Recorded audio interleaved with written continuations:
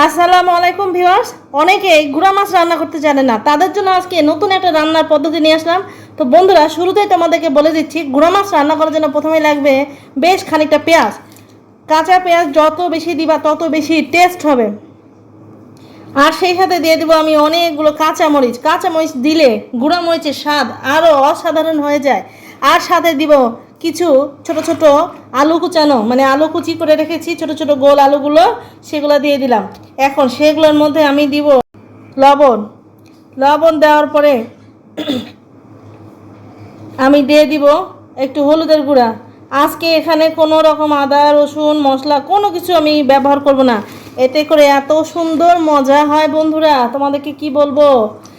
আমার পরিবারের সদস্যরা তো খুবই মজা করে খায়। এখানে কোনো রকম হলুদের গুঁড়া ছাড়া মরিচের গুঁড়া আমি ব্যবহার করব না, কোনো ধনিয়ার গুঁড়া ব্যবহার করব না। মানে যতটা ফাঁকি মারা যায় আজকে সব ফাঁকি মারে রান্নার টেস্ট এতটাই বাড়িয়ে দিব যে তোমরাও খাবার চাইটে ফুটে।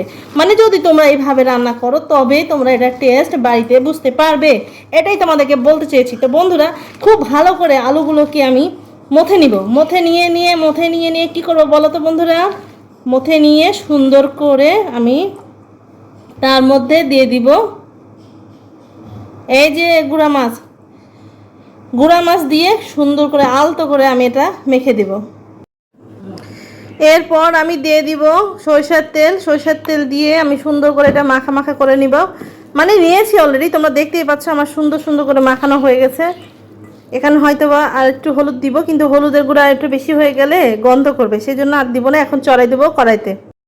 এখন আমি আরও কিছু চিংড়ি মাছ অ্যাড করলাম এটার সাথে, এটা আমি ভুলে গেছিলাম, মানে এটা রেখে দিয়ে ভুল করে মাখিয়ে ফেলেছিলাম। তো সমস্যা নেই, আমি এখন দিয়ে দিলাম। এটা দিয়ে সুন্দর করে নাড়াচাড়া করে মিক্সড করে দিব।